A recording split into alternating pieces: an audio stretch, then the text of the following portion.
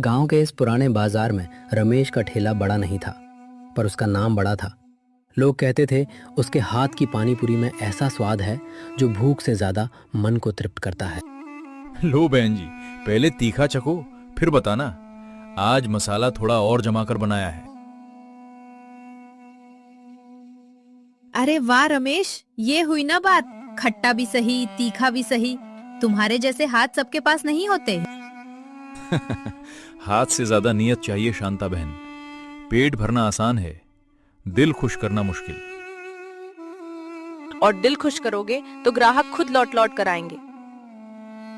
रोज की कमाई बहुत बड़ी नहीं होती थी, लेकिन घर का चूल्हा जल जाता था। बेटे की कॉपी किताब आ जाती थी और रात को थकान के साथ एक सुकून भी मिलता। बाबू, आज मास्टर जी ने मेरी लिखाई की तारीफ की। बोले मेहनत करोगे तो आगे बढ़ोगे। बस यही याद रखना बेटा, मेहनत का रास्ता लंबा होता है पर गिराता नहीं। और तुम्हारे बाबू तो रोज यही करके दिखाते हैं। सुबह से शाम तक खड़े रहते हैं, फिर भी किसी ग्राहक से ऊंची आवाज में बात नहीं करते। अरे काम है तो इज्जत है। ग्राहक नहीं होंगे तो ठेला सिर्फ लकड़ी लोहा रह जाएगा।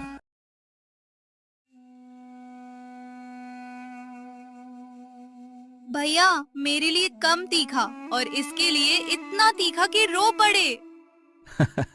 ठीक है बिटिया, दोस्ती की असली परीक्षा पानी पूरी से ही होती है।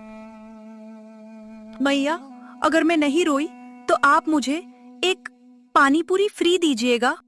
अगर रो पड़े तो 2 प्लेट और खिलाऊंगा, पर पैसे पूरे लगेंगे।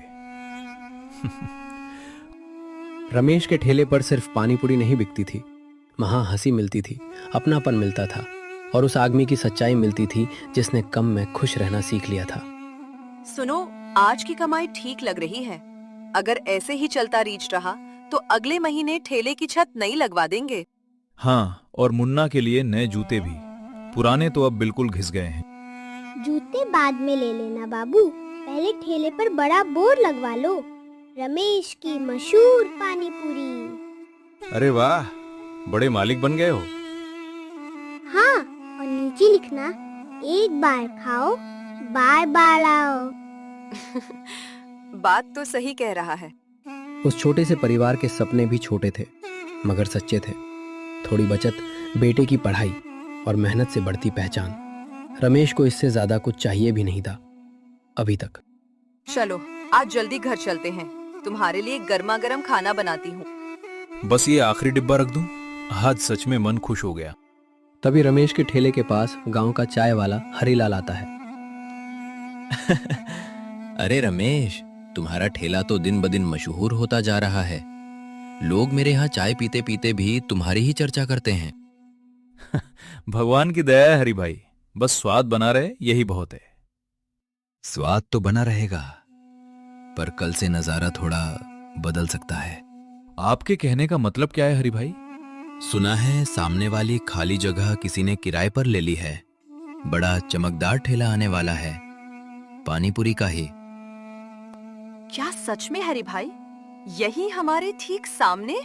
हाँ, भाभी लोग तो यही कह रहे हैं।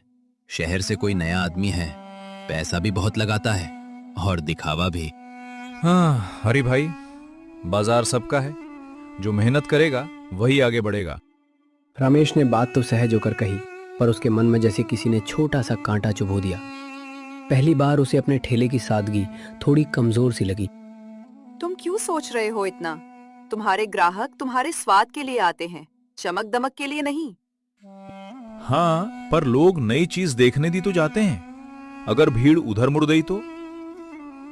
भीड़ जाती है, भरोसा नहीं जाता। भरोसा कमाने में साल लगते हैं। और अगर किसी ने पैसे के दम पर सब खींच लिया तो? बात तो ठीक है, पर स्वाद ही लोगों को पसंद आता है, ना कि दिखावा। सुबह बाजार खुला तो रमेश के हाथ काम कर रहे थे, मगर मन सामने की खाली जगह पर अटका था। और तभी गली के मोड़ से एक चमचमाता नया ठेला दिखाई दिया। अरे संभाल, यहीं रोक, यहीं। मालिक ने कहा था ठीक बगल में लगाना है। इतना बड़ा ठेला? ठेला बड़ा होने से स्वाद बड़ा नहीं हो जाता। लेकिन लोगों की नजर पहले स्वाद पर नहीं, चमक धमक पर पड़ती है। उस चमकीले ठेले के साथ रमेश के भीतर एक नया भाव जन्म ले चुका था, डर से थोड़ा गहरा और चाह से थोड़ा कड़वा। ये वही जगह थी जहां संतोष धीरे धीरे लालच का रूप लेने लगता है। अगर मुझे टिकना है तो शायद अब सिर्फ अच्छा होना काफी नहीं रहेगा। और उसी पल बाजार की चहल पहल के बीच रमेश के मन में एक ऐसा विचार उठा जो आगे चलकर सब बदल देने वाला था। रमेश के मन में उठी वो छोटी सी कड़वी चाह अभी पूरी तरह शब्द भी नहीं बनी थी कि किस्मत ने जैसे उसी पल उसका हिसाब मांग लिया। अरे भाई साहब, ये क्या खिला रहे हो आप? मेरे बेटे ने 2 पानी पूरी खाई और तुरंत थूक दी। इतना अजीब स्वाद। माँ, पानी बहुत खट्टा था और उसमें बदबू भी आ रही थी। नहीं बहन जी, ऐसा कैसे हो सकता है? मैं रोज ताजा सामान रखता हूँ। बच्चे कभी कभी नखरे भी करते हैं। रमेश, जरा पानी तो चख कर देखो। मुझे सिखाइए मत, मैं खुद चख चुकी हूँ। इमली का पानी बासी लग रहा है, आलू में भी गंध है, और ये पत्ते देखो, धुले भी हैं या नहीं। सच कहूं, आज स्वाद कुछ अलग है। पहले जैसी खुशबू ही नहीं आ रही। और ये सेव भी नरम पड़ चुकी है। रमेश भैया, आप तो ऐसी चीज कभी नहीं देते थे। अरे भीड़ बहुत है ना आज, थोड़ा ऊपर नीचे हो जाता है। स्वाद वही है, बस आप लोग शायद। भीड़ है तो गंदा खाना खिलाओगे? पैसा पूरा लेते हो, जिम्मेदारी भी पूरी लो। भीड़ का स्वर अब एक शिकायत नहीं रहा था, वो धीरे धीरे भरोसे के टूटने की सामूहिक आवाज बनता जा रहा था। मैं भी बोलूं, कल तक तुम्हारी पानी पूरी सबसे बढ़िया थी, मगर आज मसाला फीका, पानी कड़वा और सफाई ढीली। मामला क्या है? मामला कुछ नहीं है, आप लोग एक की सुनकर सब बोलने लगे। मेरी मेहनत किसी को दिखती ही नहीं। जोर से मत बोलो रमेश, लोग और भड़केंगे। पहले मान लो कि कुछ गड़बड़ हुई है। तुम चुप रहो, मैं संभाल लूंगा। बाबू, आपने आज सुबह वही पुराना पानी मिलाया था क्या? ओह, तो बात ये है, पुराना पानी बच्चों को बासी चीज खिला रहे थे। नहीं, मतलब थोड़ा बचा हुआ था, लेकिन मैंने उसमें नया मसाला मिलाया था, खराब नहीं था। बस यही गलती की तुमने। हम स्वाद के लिए आते थे, चालाकी के लिए नहीं। और सफाई, हाथ धोए बिना परोस रहे थे। जल्दी जल्दी में सब गड़बड़ कर दी। मैंने कहा भी था कि बचा हुआ मत मिलाओ, मगर इन्होंने सुना नहीं। अरे मैंने सोचा था नुकसान बच जाएगा। हर चीज फेंकते रहेंगे तो घर कैसे चलेगा? घर चलाने के लिए दूसरों के बच्चों की सेहत से खेलोगे? यही ईमानदारी है तुम्हारी? रमेश के पास जवाब थे, पर कोई भी जवाब अब उसे बचा नहीं रहा था, क्योंकि गलती सिर्फ स्वाद की नहीं थी, नियत की भी थी। हम तुम्हें अपना मानकर खाते थे रमेश।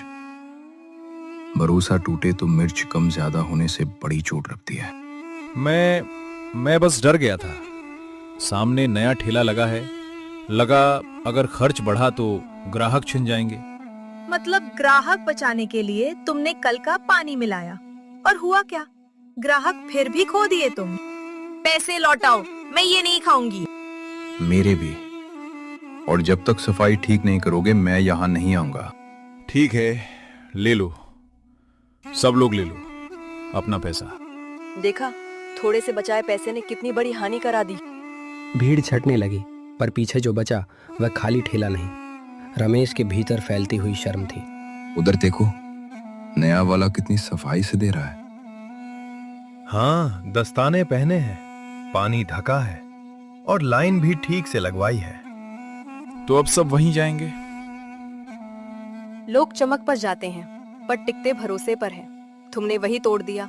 रमेश ने पहली बार उस नए ठेले को सिर्फ प्रतिद्वंदी की तरह नहीं, अपने आईने की तरह देखा। माँ, वही नया दुकानदार इधर आ रहा है। अब देखना, शायद पूरा बाजार सुन लेगा आज। ये यहाँ क्यों आ रहा है? जो भी कहे चुपचाप सुनना, अब बहाने मत बनाना। भीड़ फिर से ठहर गई। शर्मिंदा रमेश, टूटा भरोसा, और सामने से आता वही नया दुकानदार, जैसे अगला पल तय करने वाला हो कि रमेश गिरेगा या बदलने की आखिरी कोशिश करेगा। रमेश, अगर मैं अभी सच बोलूं तो शायद तुम्हें बहुत बुरा लगेगा। बाजार की भीड़ फिर थम गई।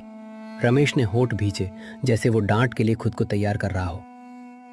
जो कहना है कह दो, आज शायद सुनना ही पड़ेगा। तुम्हारी हार मुझसे नहीं हुई रमेश, तुम्हारी हार तुम्हारी लालच से हुई है। मैं कब से यही कह रही थी, कम कमाओ पर साफ कमाओ। पैसा कमाने के लिए किसी के बच्चे की सेहत से खेलना, ये धंधा नहीं, पाप है। मैं बस जल्दी ज्यादा कमाना चाहता था, सोचा किसी को पता नहीं चलेगा। गलती सबसे होती है, फर्क ये है कि कोई छुपाता है और कोई यहीं खड़े खड़े बदल जाता है। ये शब्द रमेश के भीतर कहीं गहरे उतर गए। उसने पहली बार अपने ठेले को कमाई नहीं, अपनी नीयत का आईना समझकर देखा। ये सब मैंने लोगों को खिलाया, मैं कितना गिर गया था। गिरा है तो उठ भी सकता है, लेकिन पहले सच में गंदगी हटानी पड़ेगी, ठेले से भी, मन से भी। ठीक है, अभी इसी वक्त। अगले ही पल रमेश ने वो किया जिसकी उम्मीद भीड़ को नहीं थी। उसने बासी पुरियों की टोकरी उठाई और कूड़े के डिब्बे में उलट दी।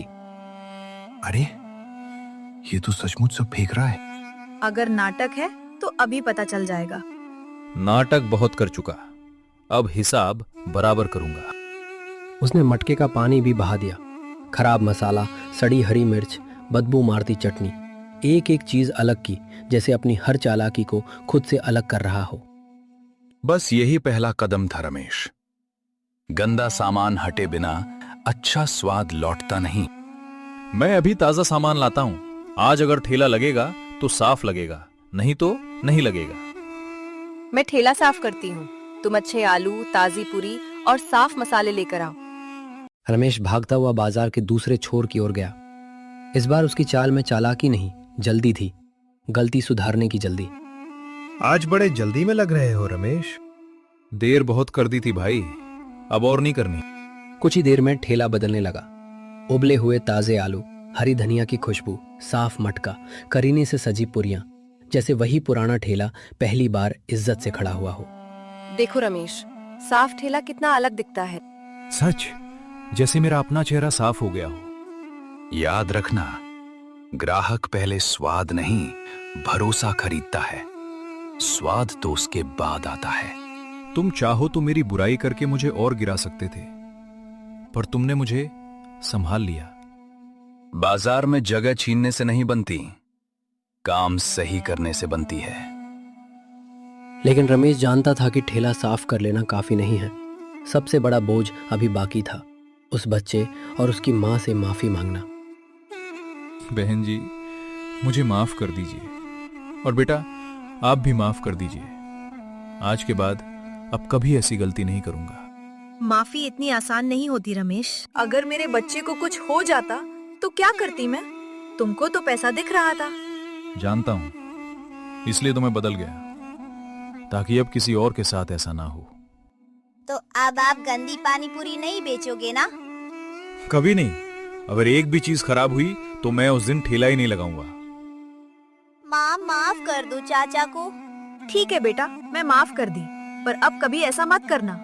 हाँ, नहीं होगा कभी, सबक मिल गया मुझे। लालच का परिणाम बुरा होता है। अगली शाम वही बाजार, वही ठेला, पर रमेश अब वैसा नहीं था। साफ बर्तन, ताजी खुशबू और चेहरे पर पहली बार सच्ची विनम्रता थी। आज पानीपुरी ठीक है ना रमेश? अगर ठीक ना हो तो पैसे मत देना, पहले भरोसा चखो, फिर पानीपुरी।